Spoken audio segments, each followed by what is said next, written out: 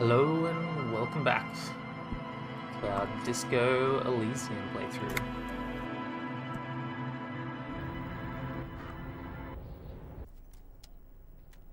Last time we left off, we KO'd the big Russian dude and we made our way into this office here. There's a bit for us to check out. We have every worker equals member of the board. It's written on the top flyer. This is a Dewey typewriter. The model name is on the back. Guess you have no choice but to talk to the union leader. It's locked. What? I just got in here. It's locked again? Sheesh. Let's pick up this magazine. Book La Fume, Volume 1, Number 4. The leading intellectual organ of Maritain communism offers a radical Mazurvian perspective on a range of contemporary issues. The cover features a stylized portrait of the late King Frischel with a pair of white antlers growing out of his head. The front of this quarterly journal features a large satirical portrait of the late King Frischel. From the sides of his head, a pair of white antlers spread because white antlers are one of the symbols of communism. They represent a society in accord with the natural world and at the same time above it. No, that I agree. A shameful way to treat a former king, even one as underwhelming as Frischel. Because Frischel was incompetent, foolish, and cruel. In short, the embodiment of everything the communards wished to overthrow. It's satire, you see. Flipping through the pages, see what catches your eye. To your disappointment, there aren't any full-color pictures to direct your attention. Just column after column of closely set text, interrupted occasionally by little doodles in black and white. After rifling the pages with your thumb several times, you return to the table of contents. The magazine is divided into several sections: international developments, Kunst und Kultur, and local concerns. Just inside the cover, there's also an editor's note. Let's read the editor's Comrade, note. As you know, this journal takes its name from Mazov's immortal expression, Du cristal à la fumée. This was his way of describing the way the rigid, crystalline structures of capitalist ideology turn to smoke under communism. The crystalline structures of capitalism ideology turn to smoke under like communism. The structures of capitalist ideology, we too are at risk of going à la fumée. Unlike many publications which are content to spoon-feed their readers reassuring drivel, La Fumée is committed to telling the radical truth, even when that truth may drive away potential subscribers. Ooh. So please, if you value our radical Mazovian perspective on contemporary politics, culture, and international affairs, please consider subscribing today. Yours in struggle, the editors. Kim, I think this is a communist magazine. What do you expect? It was laying around the office of the Debarders Union. They're probably bankrolling the thing. You flip back to the front of the magazine. The table of contents unfolds before you. I want to catch up on international developments. This section includes a long, tedious critique of the latest round of free trade negotiations between the EPIS nations and the Free State of Semenine. You also skip over an article about heavy fuel oil smuggling along the Messina border. Something about bear wrestling in Samara, book riots in Yugograd. Face it, you really aren't interested in foreign affairs. You're not even sure where most of these countries are. You flip back to the front of the magazine. What is The table of contents unfolds. Kultur? It takes a moment, but gradually it dawns on you that Kunst und Kultur must mean arts and culture. As you leaf through this section, you come across several reviews of recent radio plays, as well as a brief artist spotlight featuring a local artist identified only as CS. The main feature, though, is a long essay titled Tip Top Tournée, a critical Mazovian perspective. UCS. This so-called artist spotlight is really just a brief Q&A, made all the briefer by the subject's evident hostility to her interviewer.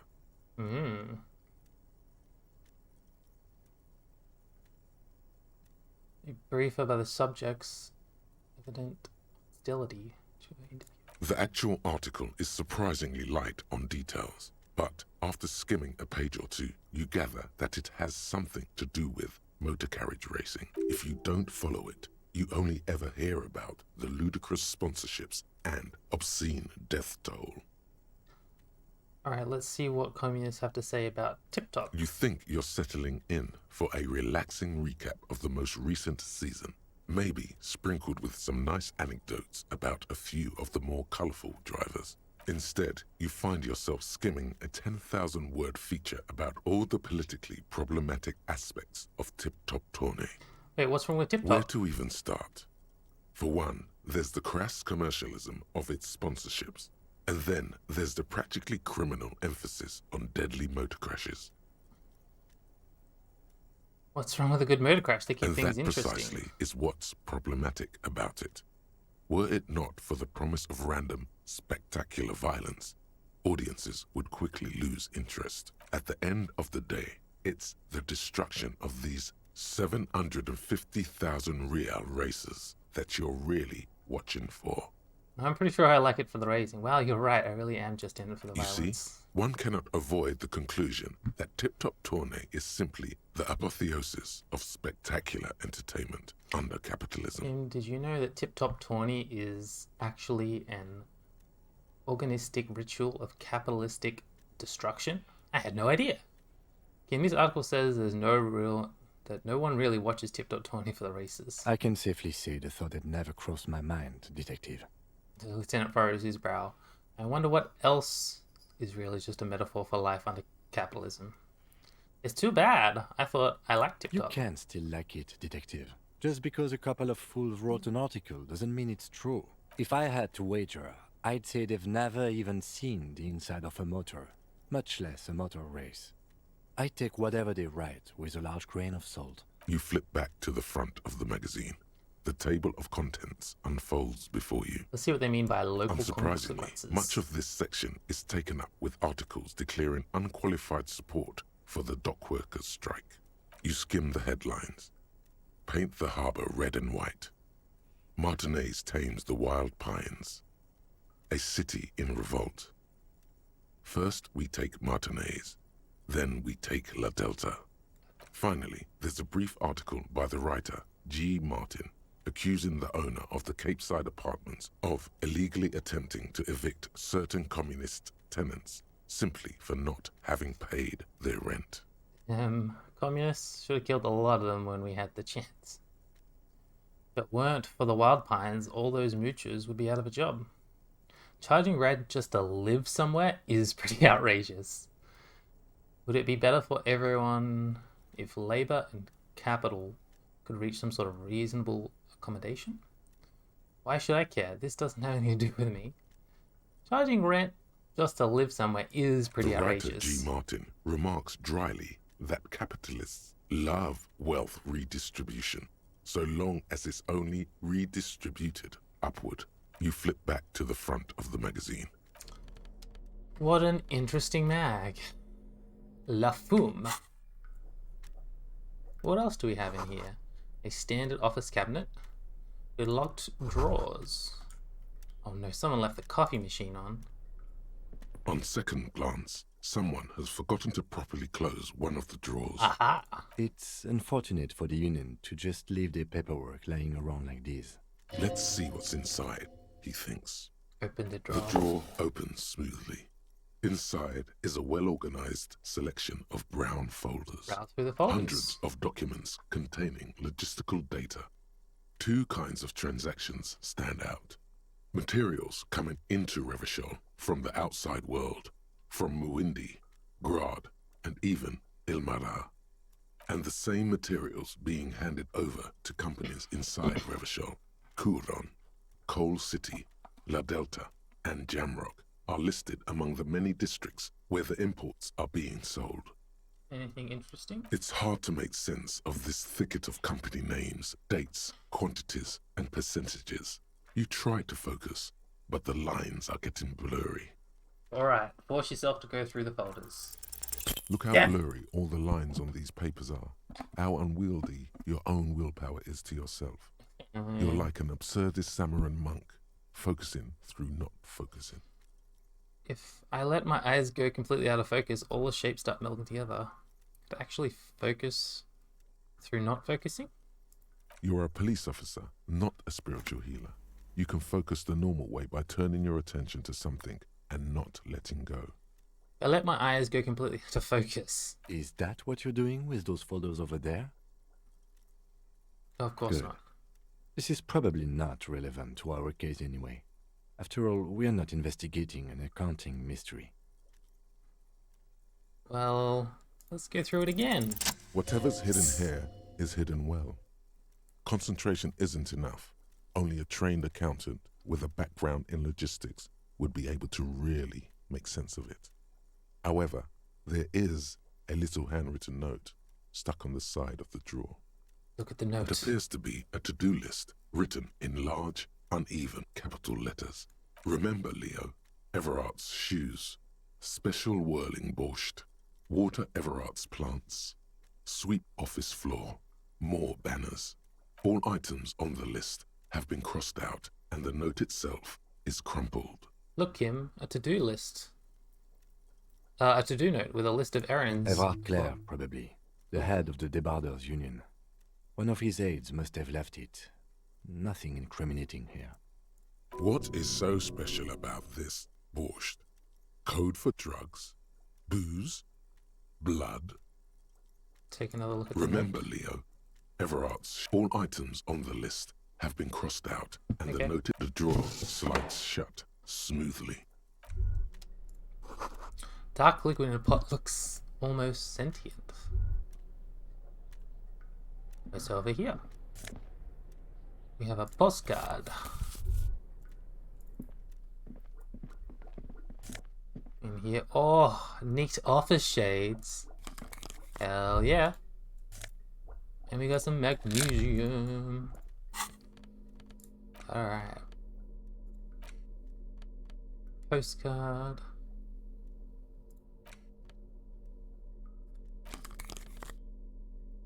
They were stuffed away in a dockworker's office. They're perfect for scribbling down paperwork when the sun tries to get in your eyes. Good for staring down subjects too. Eye for reckoner, a bit dry. So what's visual calculus?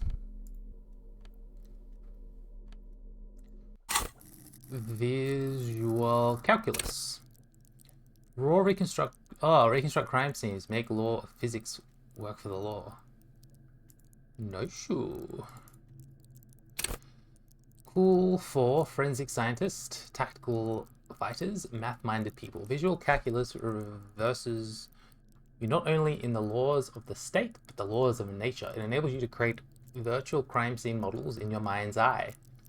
You'll see how bullet shattered the glass and from the trace its trajectory with mathematical precision. You'll also count so many footsteps and at a glance discern shoe size and design, as well as the height, weight, and gender of the one who wore them. At high levels, visual calculus makes the world reveal its secrets to you, but you may be so absorbed by your mind diarrhea you don't notice as crooks steal your pants. However, at low levels, your mind's eye will be blind. Reconstructing crime scenes will be difficult without outside help. That is a stat I would like to get up, but it's a shame that we've only got 2 intellects. The radio emitting a strange buzzing sound. An imposing combination of a punch clock and a payphone is looking down at you from the wall. A note on the side says, "Tokens unavailable due to strike. Use change." Don't feel like wasting my money just yet. We've only got $4 and we kind of need it for other stuff. There's some books that I wanted to buy. What's out here? The long loading screen. We're up on the roof now.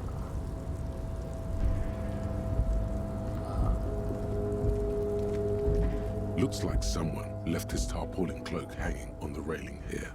There is a white rectangle clearly visible on its back. This is your cloak. You can feel it. It's my cloak? Yes, it does bear the RCM insignia, and we are the only detectives in Martinez. You think I should get it? Service cloak issued to you by your station?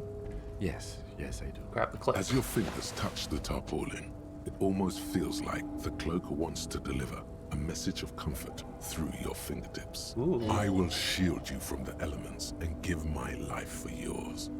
That's what the cloak is relaying. Rigorous self-critique. We completed it. Here it is. Hard facts from the man you are. You once jerked off in the locker room and were caught. Yikes. You held a young woman by the arm and kept her in your apartment for 20 minutes against her will. Yikes. That's right. These are not flights of fancy. These are real deeds, Harry, emerging from the darkness of your past. You tried shooting a fleeing suspect in the foot, but hit him Ooh. in the pelvis, crippling him for life. And, above all, you let life defeat you. All the gifts your parents gave you, all the love and patience of your friends, you drowned in a neurotoxin. You let misery win, and it will keep on winning till you die, or overcome it. Oof. That's pretty rigorous. So, intellect and psychic red check fails, heal 1 morale. And finesse and motor red check failures, heal 1 health. Lightning cap for pain threshold raised to 3.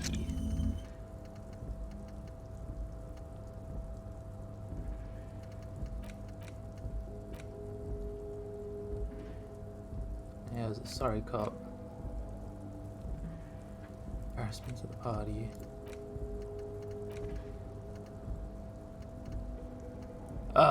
Pain threshold is increased, which is that one.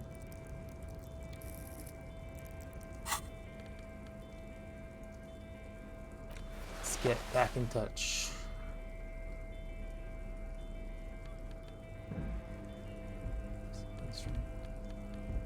A police coat made from heavy tarpaulin. It would be nigh wind and waterproof if there weren't 3 bullet holes scattered on the surface. The signature white rectangle of the DCM covers the garment's back. Well, hell yeah. Nothing like cloak to keep you warm. Collecting rainwater?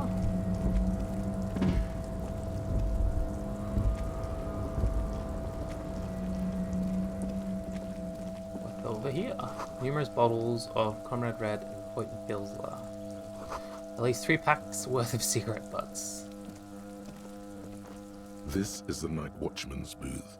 The name on the door reads, René Arnaud. Listen, it's okay to take a few minutes to yourself. Sit down and have a breather. Okay, I'm gonna take a look inside. If you must. But please hurry, we are pretty easy to spot up here.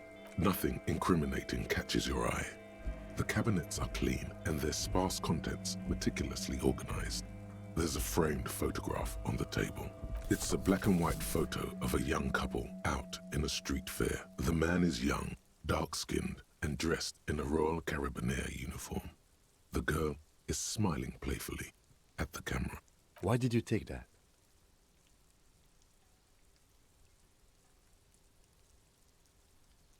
That the man piques my interest.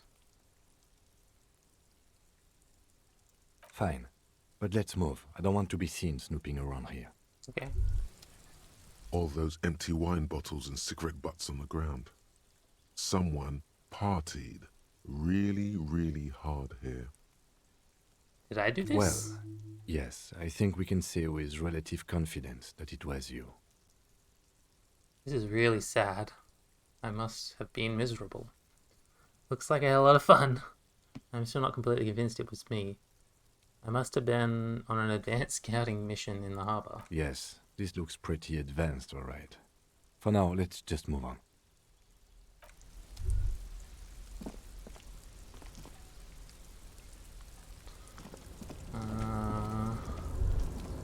What's this? Way down here. White pines are printed on the screen covering. Looks like a forest under snow.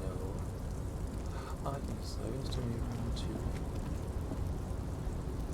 run.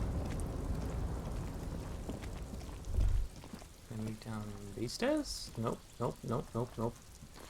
Not at all.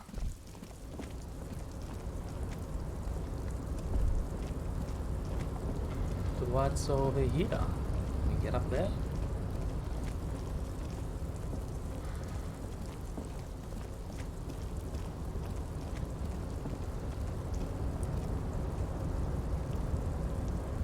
That's kind of useless.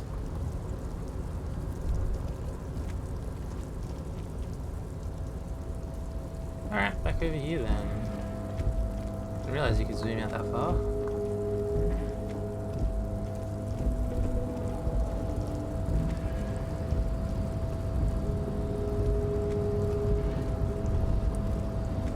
A rusting control panel with several knobs. 2 buttons marked Marsh and Arrête are faded with use. It seems to control the large crane above. A container is attached to its hook block. Allumer on, éteindre off. With a loud grind, the crane shifts overhead, moving a massive metal container through the air. Okay.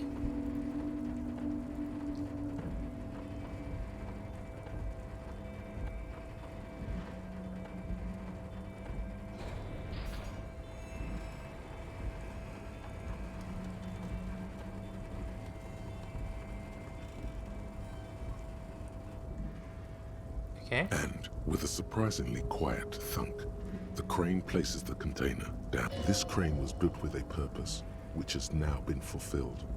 To move this container. What's inside the Who can say? container? All you know is, It's it's special. I can't see how that was worth the ruckus, except for seeing the crane in action, which I admit was satisfying.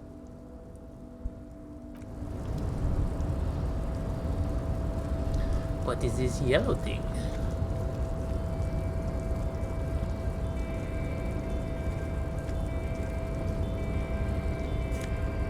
Just holding some money for me, nice. You see faded industrial lettering on the platform. Kavaskund.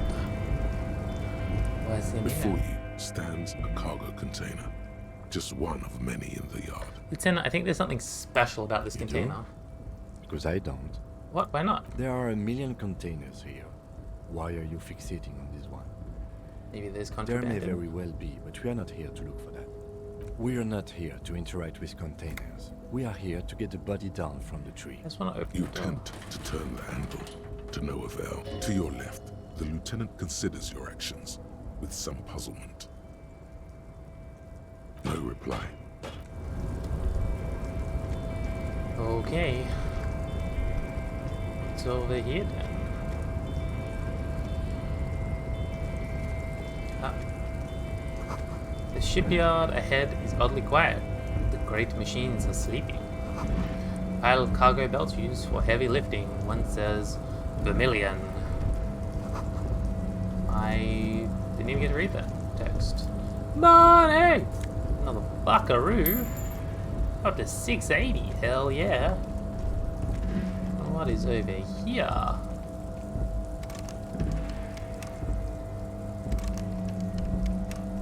I can't open it. It's locked.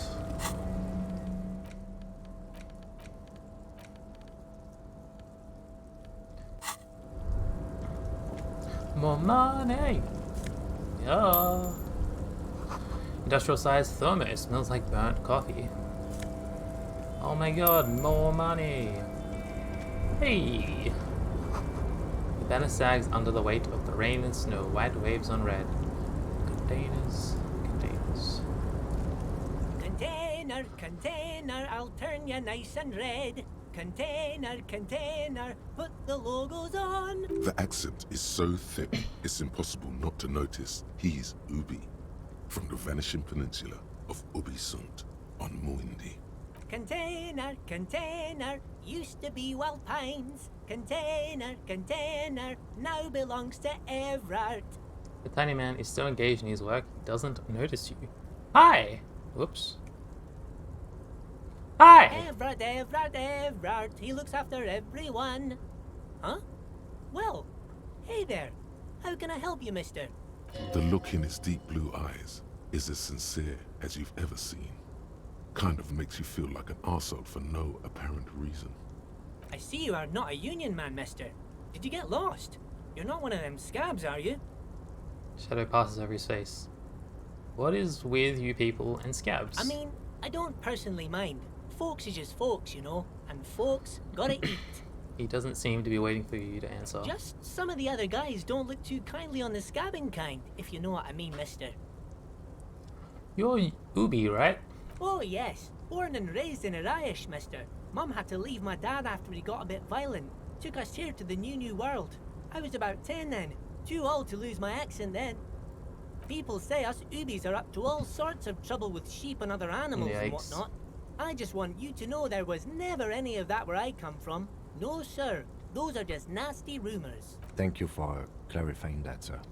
What are you doing with these containers? I'm just making some covers for them containers here.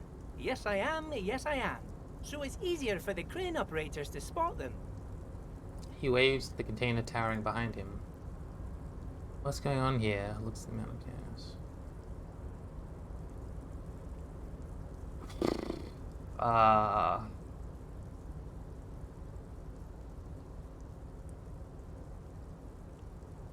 Sure. What's going on here? Everything is so pretty and red. You and Leo look like brothers as you glance around with similar childlike wonder. Red is so much prettier than drabble green. Sure is, mister. Sure is. It looks Really fun. livens up the place. Yes it does, yes it does. I hate to break this bonding moment, but the red containers mean they are replacing the company livery with the union livery, which means this strike isn't gonna stop anytime soon. Where is everyone? Oh, most of the guys are down at the gates, keeping the scabs from coming in. He looks in with a confidential look. We're on a strike. The whole union is. You don't have to work when you're on strike. Ha! We haven't worked for 2 months now. Yikes. So no one is working? Not everyone is down there, of course. Mr. Everard is in his office, where he always is. And Jean-Luc is guarding the gate. But Titus and his boys got into some drunken trouble and Everard sent them on a nice vacation. For a week or so. He stops, but eager to tell you more.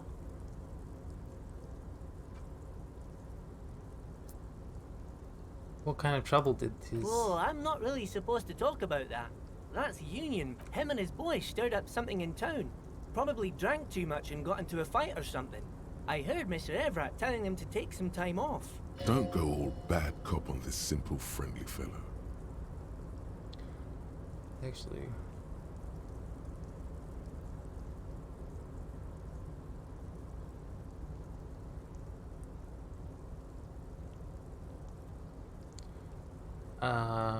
really? Did they kill someone? No, I don't think they killed anyone. Let's better talk about something else. Titus and his boys do good work. Oh, Can I- we're on a... So Not ever, but Titus and his boys got into some drunken trouble and... Oh, I'm not him and his... Don't go all bad cop on this simple, friendly fellow. What did they actually do? I guess the boys got a bit too rowdy and had to let out some steam. I don't really know the details. That's just how boys are, you know. Another chuckle. I haven't been in a fight since I was in middle school. easy, Leo. Let's keep this on the hearties. He looks to you for assistance. Too rowdy. Leo, what kind of fight did they get into? Did they kill a mercenary? Okay, let's hear about this fight you got into. I remember I was the runt of the class. The bigger boys always used to pick on me. You see, I had a bit of a temper back in the day. Flew off the handle like nobody's business. But Mr. Everett and his brother always came to help. Once they beat old Noel Becker so bad he needed stitches on his head. Yikes. Noel never started another fight with anyone after this. Mr. Everard and Mr. Edgar are real nice guys, mister. You should go talk to Mr. Everard. I'm sure you'll be good friends. He's friends with everyone around here. Oh, we're on a... So, No, but Titus and his boys got into some drug... Oh, I'm not him and his... Don't go all bad cop on this. So what do they simply. I actually guess do? the boy... easy, Leo. Let's keep this under heart ease. Too rowdy. Leo, what kind of fight did they get into? Did they kill... Too late. Leo's mouth is still moving, and the words are spewing forth. Words, words, and look, even more words. This guy could go on till the end of days. Now he's talking about some drunk sawmill owner who... No, he already switched to a prized fishing rod he apparently owned at some point. You know what? Just cut in there. Do you work here? Yes, yes. Everybody needs a job, and this is mine. I'm Leonard, by the way. Leonard Bellick. But everyone calls me Leo. I'm like Mr. Everett's right-hand man when Mr. Edgar is out of town. And Mr. Edgar's right-hand man when Mr. Everett is away. Actually, Miss Beaufort is the right-hand man, but she's a lady. Who is this, Miss Beaufort? A real pretty lady with a skin like those Douai sucre candy bars my missus likes so much. Them are real nice to suckle on once the dinner is done and me and the missus sit down beside the radio. But I can't listen to the radio all the time. There's so much to do around here and I'm always busy keeping things running here. Yes I am, yes I am. Pretty sure this place would totally fall apart if you didn't shine Boss Man's shoes though. Oh, and who's Miss Finn you mentioned? Oh, Lizzie, she is a real sharp tool. Mr. Everett put her through some fancy school and everything, east of the river. 4 years she was gone, and when she came back, she was all fancy and lawyerly. But she's a real nice girl. Grew up in this here neighborhood, knows everybody and gets along with everyone. Real pillar of the community one day, I'm sure. For a fraction of a second, there's sadness in his eyes. If me missus and me was to have a child, I'd be real happy if she turned out like her. But she can't have kids. Dr. Lemaitre said so, and she knows about such things. Been a doctor for almost 50 years, she has. He sighs and falls silent, watching you meekly with his blue eyes. I think you're doing a great job around here, Leo. Yes, this place really seems to run like clockwork. Keep it up, Leo. Lieutenant smiles at Well, the little thanks man. a lot. Coming from you, it means a lot, really. You didn't think it was possible, but the smile has become wider. Sometimes I feel some of the guys don't really get how much I bust my ass for them here. But you guys are alright. The white rectangle on your clothes might not mean an awful lot in Martinez, but the recognition from an authority figure made Leo's day.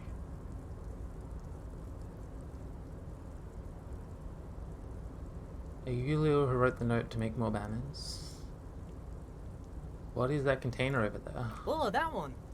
That should be empty as far as I know. Lots of containers here have nothing in them.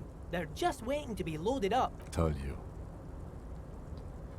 Are you the Leo who wrote the note to make more banners? Oh, yes, yes. I leave all kinds of notes for myself. That old head of mine ain't so good at keeping things in no more. I almost forgot about the borscht. Was about the borscht? Oh, yes. I've been taking special whirling borscht to the men every day since the strike started. It's very, very good. Makes a man feel so warm and happy. I feel like I could take on Mr. Renadan's boar dogs every time the lunch is done. Power borscht, huh? Never heard of a borscht that turns little guys into dogfighters. Alcohol, however. What do you mean by taking this soup to the men? Is it for striking? Yes, yes. I'm taking it to them. The borscht keeps them happy and in fighting spirits. Makes you all warm inside. They brew it in the whirling in rags.